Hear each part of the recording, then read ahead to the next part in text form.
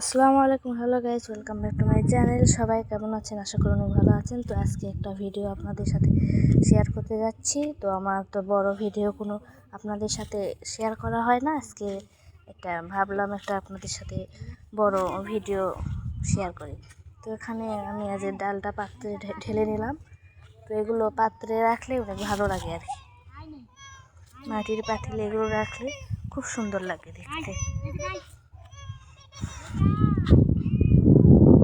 রাখা হয়ে গেছে আমার, এটা ঢেলে নিয়েছি। তো তারপরে এটা লেগে দিব। লেগে দেওয়ার পরে আরেকটা পাত্রে আমি পোলাওয়ের চাল ঢেলে নেব। পোলাওয়ের চালটাও আমি এখানেই রাখবো, মাটির পাতিলে রাখলে সুন্দর লাগবে।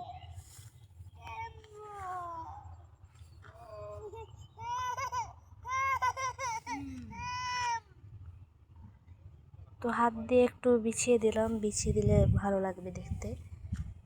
তো এটাও আমি ঢাকনা দিয়ে ঢেকে নিব, নিয়ে রেখে দিব। তো এইদিকে আমি তেলও ঢেলে নিব, একটা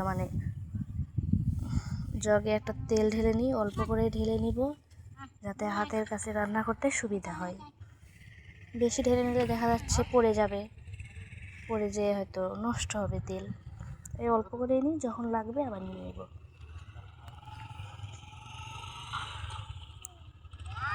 আমি এইটুকুই ঢালবো, বেশি ঢালবো না। তো ঢালা হয়ে গেছে, আমি মুখটা আটকে দিয়ে রেখে দেব। তো এইদিকে আমার গুছিয়ে রাখা সম্পূর্ণ হয়ে গেছে।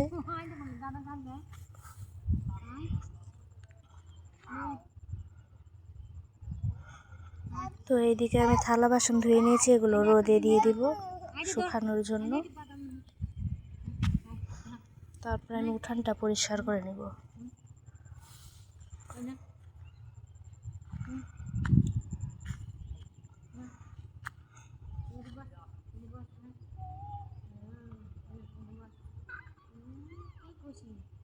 পেয়ারা গাছের পাতা পড়ে উঠানটা নোংরা হয়ে গেছে। আমি এটা পরিষ্কার করে নিচ্ছি।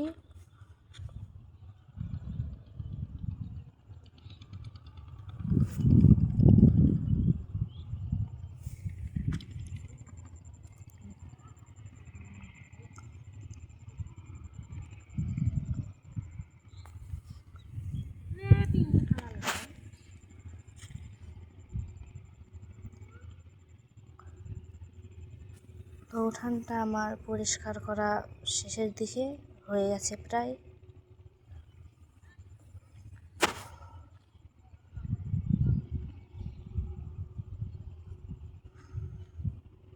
তো কমপ্লিট করে ফেলেছি উঠান পরিষ্কার। তো এখানে আবার কাপড় বিছিয়ে দিয়েছি। তো এখানে কাঁচা কলা, গাছের কাঁচা কলাটা ইলিশ মাছ দিয়ে রান্না করলে খুব ভালো লাগে। তো এখানে বাচ্চার জন্য দুধ ভিজিয়ে নিলাম, গরুর দুধ। তো এইদিকে আমরা যাচ্ছি মাঠের দিকে। একটু গ্রামের পরিবেশটা দেখতেই পাচ্ছেন কীরকম, কতটা সুন্দর। তো এখানে আমার মেয়ে হলো ওর দাদির কোলে, আমার শাশুড়ির কোলে চড়েছে। তো আমি পিছনে ভিডিও করতেছি। তো সবাইকে জানাচ্ছি আল্লাহ হাফেজ।